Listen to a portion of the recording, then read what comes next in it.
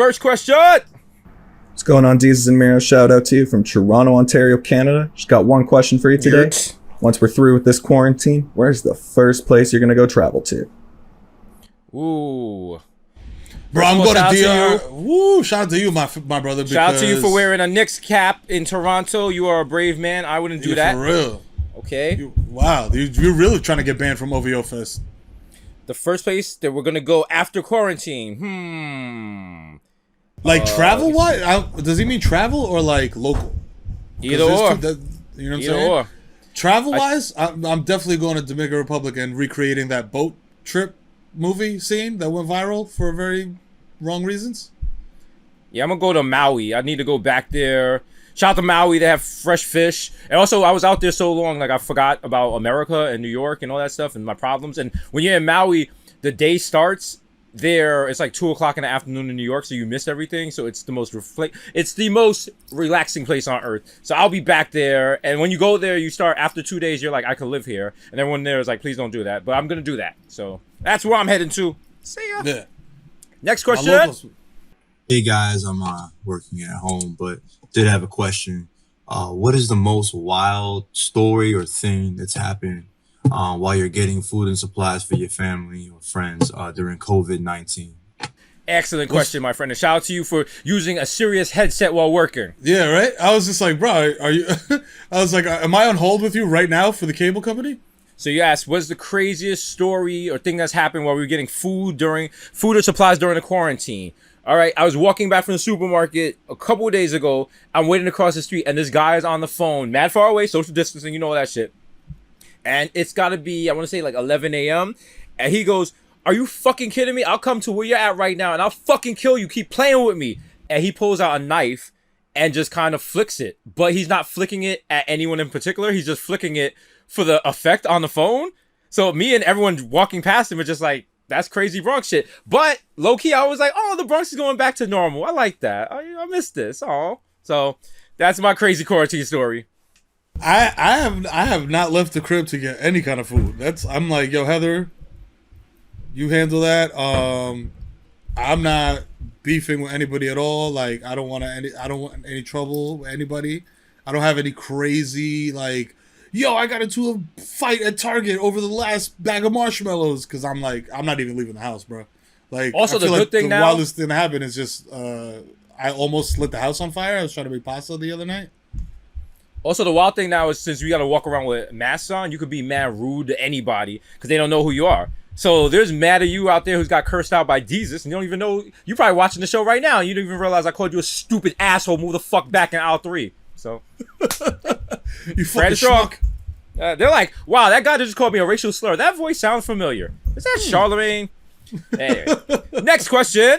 Hey, DESUS Mero. Hope you guys are staying safe and well, and everybody back in the brand. Thank you. My question to you guys is, if you could choose one director to make a film about your life, who would you choose and why? Thank you. Ooh. Good question. If we could choose one director to make a film about our lives, who would we choose and why? I'm picking Spike Jonze because I want the movie to be weird, and I want 90% of the people that see it not to understand it, and the 10% that do understand it to feel better than the 90%, and bringing it up at dinner parties and online on Twitter and be like, oh, you guys don't understand it because you guys are simple. So that is my answer. Yeah. I would want to, like, I would also want to, like, throw a curveball and just, like, has Spielberg done anything in a while? No, right? I don't think so. Yeah, so just bring him back out and be like, yo, they got Spielberg back out? What the hell's going on? And just confuse people, and it's just going to be like a cool movie.